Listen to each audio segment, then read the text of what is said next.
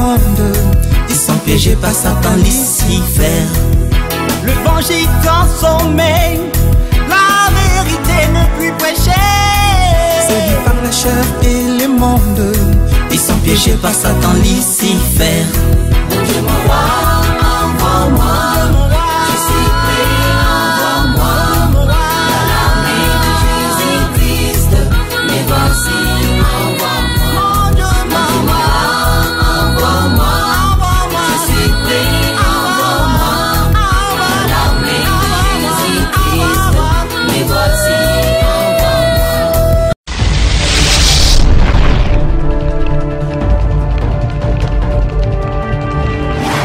Shalom mes bien-aimés, que Dieu vous bénisse. C'est encore bien moi, votre serviteur, le psalmiste Théophile Boubi, sur votre chaîne One TV pour votre émission Début de la fin. Que Dieu vous bénisse.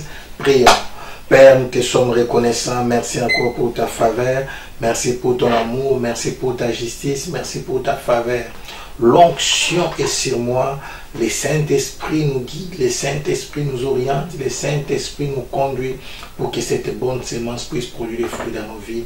Dans le nom puissant et glorieux de notre Seigneur Jésus-Christ, nous avons ainsi prié. Amen. Que Dieu vous bénisse. Amen. Alors, nous sommes là pour continuer notre série. J'avais dit, la révélation apporte la révolution. Donc tu dois voir la révélation de ta saison. Quand c'est ta saison, c'est le temps où tu dois te lever, c'est le temps où tu dois opérer, tu dois travailler au maximum. Car la Bible dit la nuit est avancée, les jours approchent. Amen. Et pendant que nous sommes sur cette terre, c'est la saison de l'église, c'est la saison d'une église glorieuse. On va en parler et nous parlons de la grande moisson finale. Et dans notre saison, nous devons parler de l'évangile éternel. Et l'évangile éternel, c'est l'évangile qui présente Jésus-Christ comme sauveur. C'est le message de l'amour et de la grâce et comme Seigneur. Christ, c'est le message du royaume, prêcher la conquête. Nous devons prendre possession des sociétés, des gouvernements, des parlements, des sénats. Les enfants de Dieu doivent influencer. Je vais en parler quand je vais développer les concepts de sacrificateur roi et roi sacrificateur. C'est deux choses différentes. Amen. C'est important que nous puissions avoir cette connaissance. Ne ratez pas la suite de mes émissions. Je sais que tu seras abondamment béni. Je ne suis pas trop agressif et pas aussi timide. J'aimerais que tu sois détendu. Nous voulons que l'évangile soit si simple. Je ne veux pas compliquer les choses. Amen. Amen. Alors, pour la grande moisson finale, ça, c'est passage, on connaît Jacques 4, 23. L'heure revient, elle est déjà venue, où les vrais adorateurs adoreront le Père en esprit et en vérité. Mais je veux parler d'un verset par rapport à un livre de la Bible qui est moins utilisé comme dans d'autres, mais nous parlons de Sophonie. Sophonie 3, 10, pardon. 3, 10. Amen. Romandara Shetsebe. Vous voyez, le Saint-Esprit veut que nous puissions commencer par 9. Sophonie 3, parce que c'est une promesse, c'est une prophétie. Et le temps de l'accomplissement de ces messages est arrivé, parce que je parle de la parole d'un fait accompli et d'un fait établi. Alors, Sophonie 3, 9 à 10, il est dit, alors je rendrai pures les lèvres des peuples. Écoutez, des peuples, ici c'est pas Israël, pour qui invoque tous les noms de tous, pour qu'ils invoquent tous les noms de l'Éternel. Cela veut dire que cette prophétie est liée au peuple. Amen. Donc, alors je rendrai pire les lèvres des peuples. Donc, c'est le temps des nations, il faut comprendre, pour qu'ils invoquent tous les noms de l'Éternel, en lui rendant un culte inanime. Ça, c'est l'adoration. Amen. Et il est dit, d'au-delà des fleuves de l'Éthiopie, là c'est la RDC, ne sois pas jaloux, c'est l'Afrique centrale. Et quand on parle de l'Afrique centrale, il y a aussi l'Angola, il y a aussi Gabon, il y a aussi Congo-Brazzaville, il y a Côte d'Ivoire. Amen. Alléluia, nous voyons déjà ces vents en train de souffler. Et d'au-delà des fleuves de l'Éthiopie, mes adorateurs, mes dispersés m'apporteront l'offrande. Amen. Amen, amen, amen. C'est la saison des adorateurs.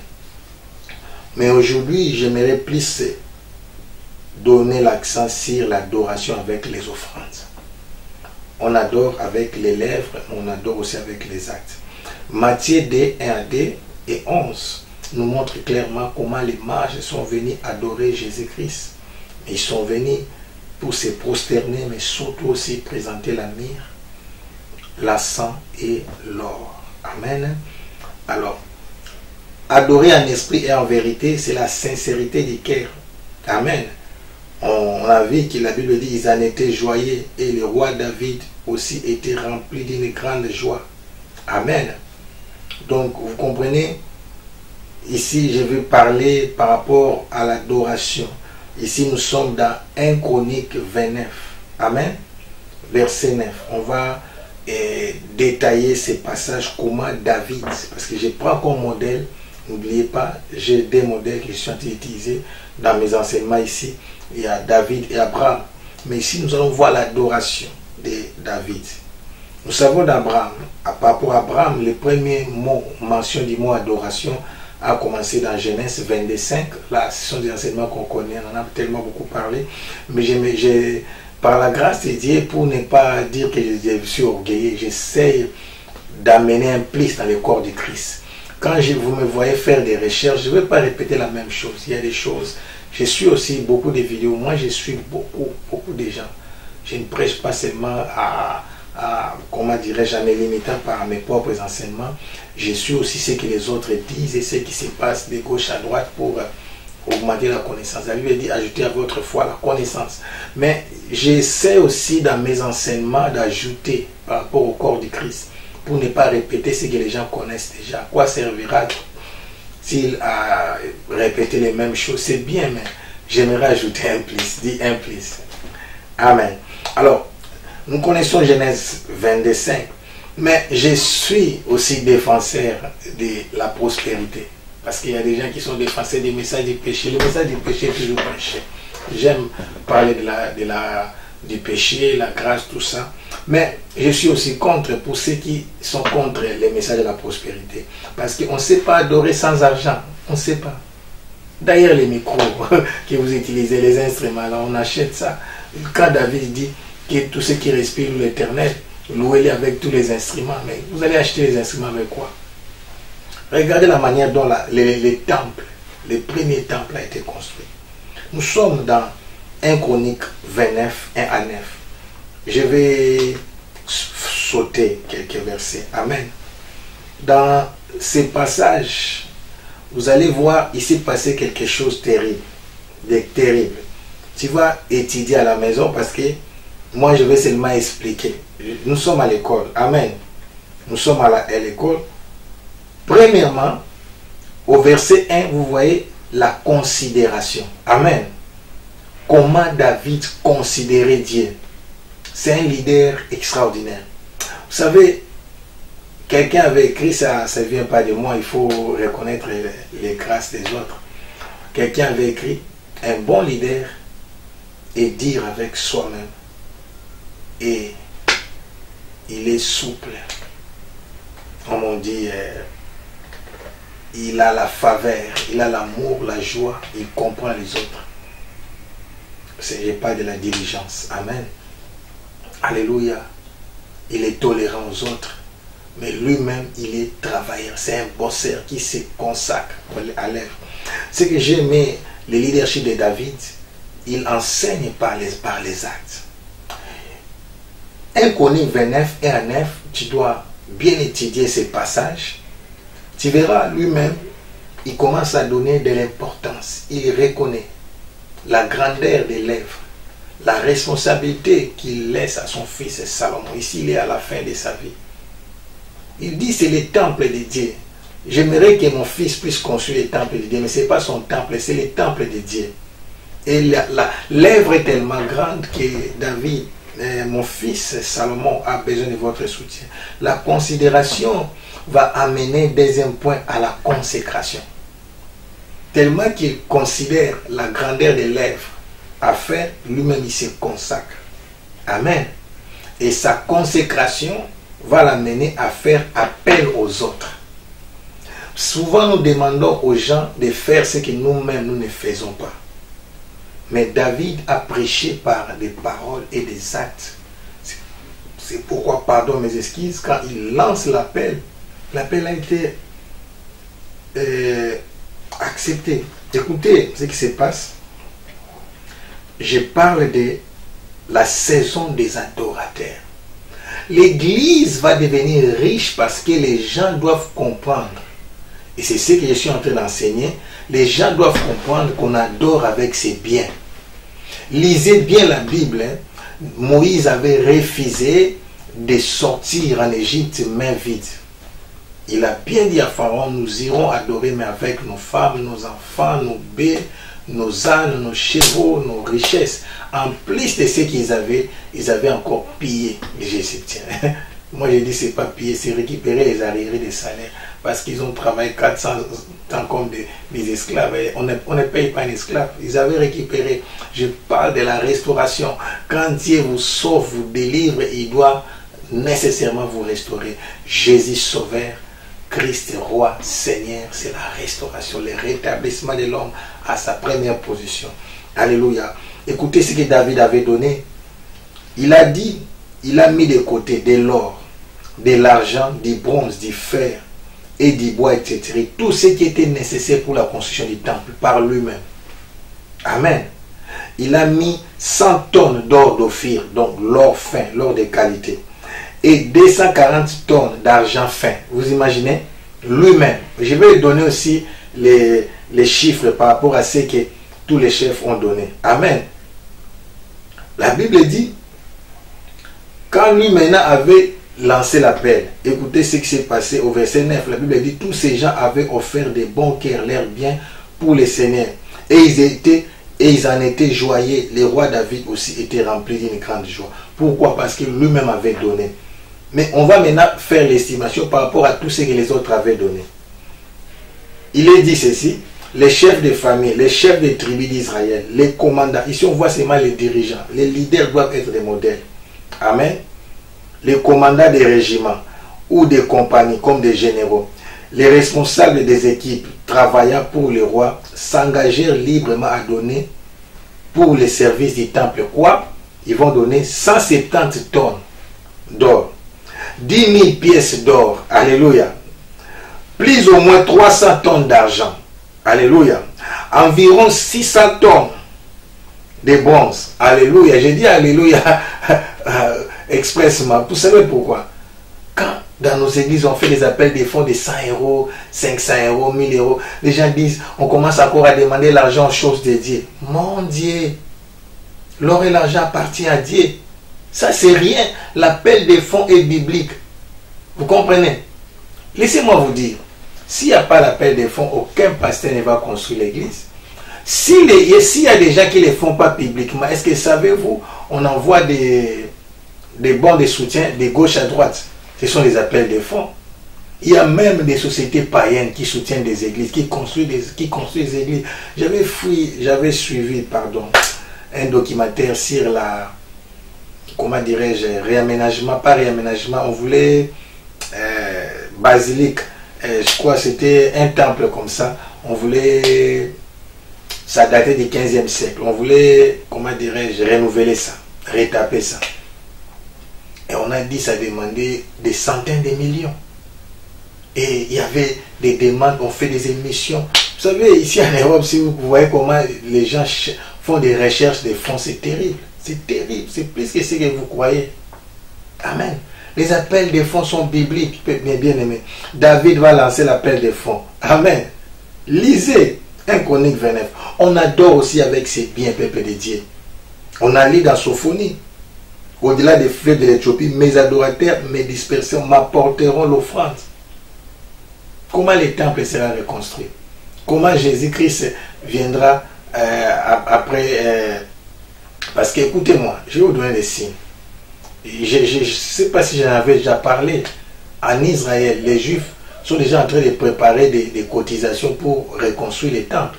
Parce que, après la tribulation, pendant les milléniums, Jésus va descendre sur les monts des Oliviers. Il va régner comme roi des rois en Israël et à Jérusalem. Le temple sera reconstruit. Vous comprenez? Mais le temple sera reconstruit. C'est de la richesse, c'est de l'argent. Amen. Ce ne sera pas un temple spirituel, un temple matériel. Alléluia. Donc, C'est la saison aussi des adorateurs, mais les adorateurs avec des richesses. Les mages étaient des riches. Les rois mages étaient des riches. Ils étaient des... Oh mon Dieu. Vous savez, quand on parle des caravanes, souvent on parle seulement des 3 mages. Les rois ne se déplacent pas seulement seuls. Chaque mage, c'est pas là où on a écrit s'ils étaient 3. On connaît seulement les mages. Amen. Chaque mage, quelqu'un est en train de douter. Matthieu chapitre 2, je sens quelqu'un douter. Amen. Chaque mage était un roi et un roi se déplace avec son équipe. Ils étaient nombreux. Ils étaient nombreux. Il faut lire les contextes. Quand on lit la Bible sans révélation, souvent on est limité. On minimise les choses de Dieu. On ne considère pas à sa juste valeur l'offrande qu'ils avaient amenée. Amen. L'offrande qui avait rassuré la vie de Joseph, qui a permis que Joseph et Marie puissent fuir en Égypte. C'était un long voyage. C'est comme elle veut venir en Europe. Amen. Parce que l'Égypte était la grande puissance à l'époque. Matthieu chapitre 2, verset 1 à 2. Jésus était né à Bethléem en Judée au temps des rois d'Hérode. Des mages d'Orient arrivèrent à Jérusalem et dirent: où est le roi des Juifs qui vient de naître? Car nous avons vu son étoile. Il écrit des mages. Il ne voit pas les nombres. Amen. Des mages. Alléluia. Verset 11. Il est dit: ils entrèrent dans la maison, virent les petits enfants avec Marie, sa mère, et se prosternèrent et l'adoraient. Ils ouvraient ensuite leur trésor. Écoutez, leur trésor. Et lui offrirent en présence de l'or, de l'encens et de la myrrhe. Ils ouvraient leur trésor. Ils étaient des mages. Ils étaient combien? On ne sait pas. Les 3 mages, les 2 mages, ce sont des gens qui ce sont des histoires que les gens ont fabriquées. Amen. Donc on adore aussi avec ses biens. Pour que l'œuvre de Dieu puisse aller de l'avant, on a besoin d'argent, peuple de Dieu. Un bon adorateur, ce n'est pas quelqu'un qui chante bien. Quelqu'un m'attend et ne sait pas comment ils ont pris les titres d'adorateur comme leur exclusivité. Moi aussi je suis chanteur, je sais aussi chanter, je sais aussi jouer au clavier, je sais aussi jouer à la guitare. Mais nous sommes des musiciens, nous sommes des chanteurs de l'Éternel. Un adorateur, c'est un bon sacrificateur. Quelqu'un m'attend? La qualité de l'adoration, c'est la qualité de la sacrificature, du sacrifice. Ce n'est pas les chants. Nous sommes des chantres. Chantres. Alléluia. Nous sommes des chantres de l'Éternel.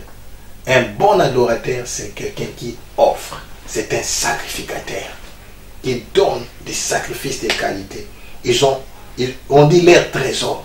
Donc, oh mon Dieu, ils ont pris ce qui était cher. On ne donne pas à Dieu, à l'église des miettes. Non. On ne vient pas pour jeter ce qui nous reste, ce dont nous n'avons rien à faire. Non. Dieu est riche. On offrait l'agneau sans défaut. Alléluia. Et maintenant, tous, ils ont donné quoi? 170 kilos d'or. Moïse à lui seul. Donc tous ces chefs, les chefs de famille, les chefs des tribus, David à lui seul. Écoutez, les chefs de famille, les chefs des tribus d'Israël, les commandants des régiments, des généraux, c'est-à-dire les responsables des équipes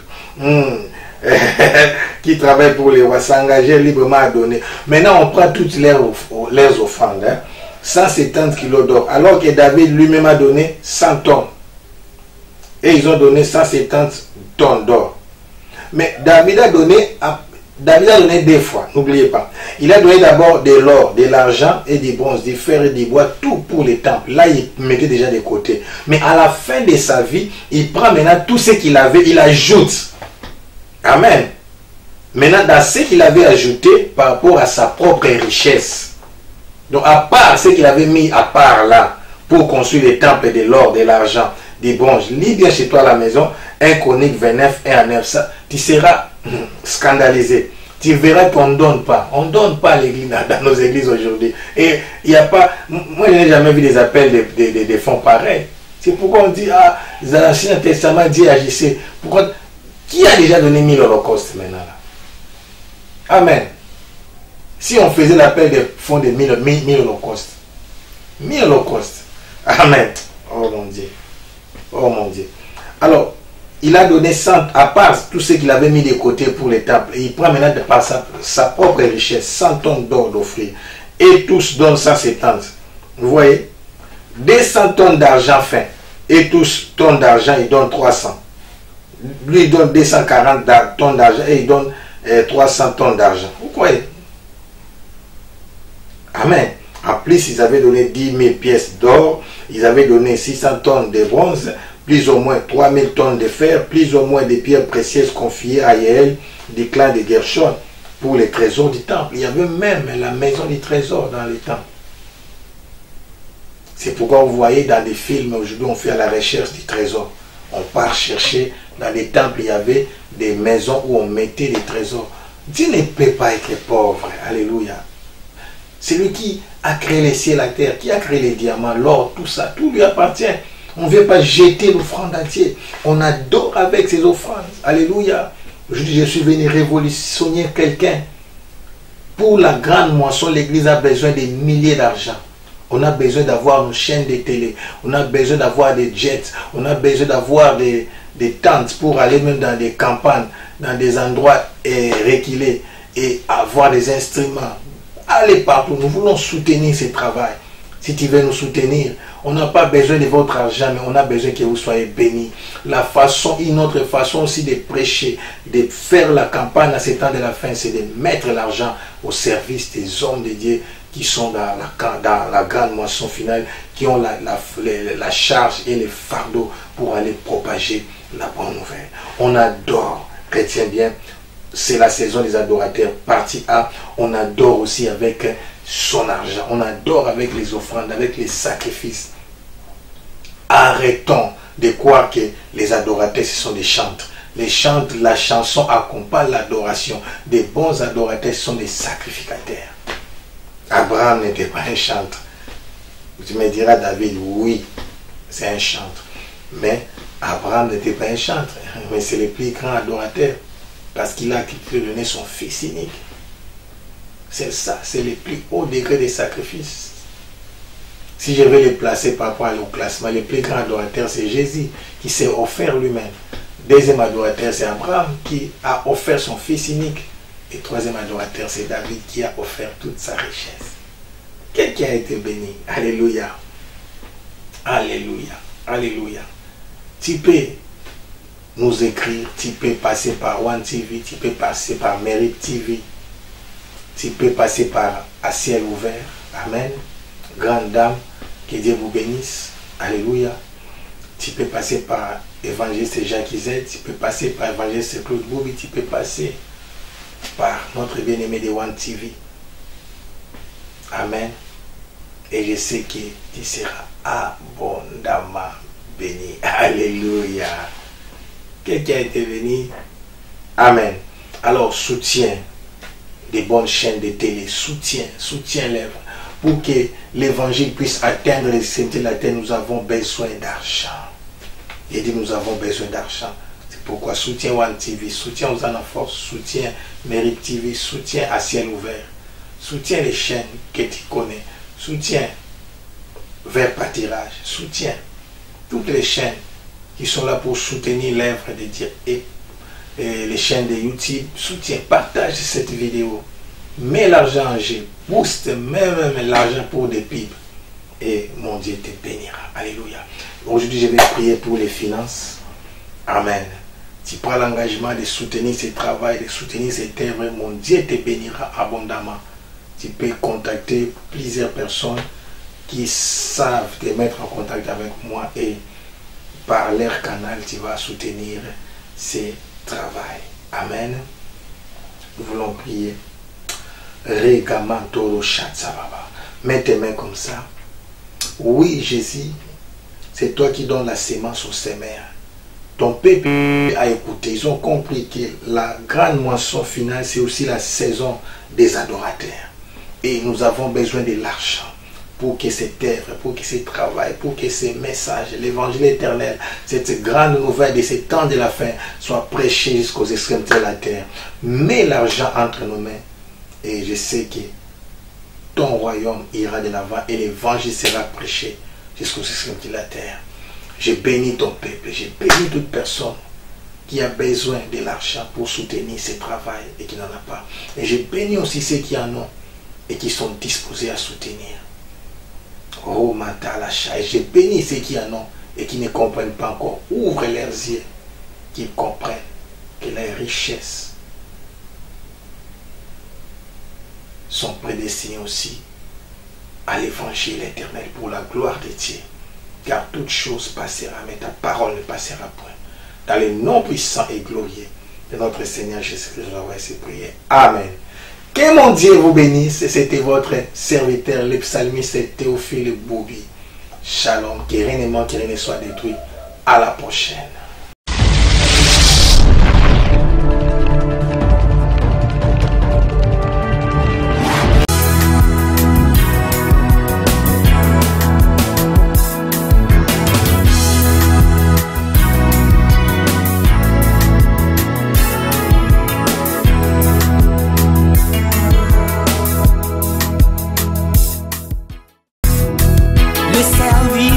Corrompu, emporté par l'argent. Les femmes et les pouvoirs, ils ont échoué à leur mission. Le serviteur corrompu, emporté par l'argent. Les femmes et les pouvoirs, ils ont échoué à leur mission. Mon Dieu, mon roi.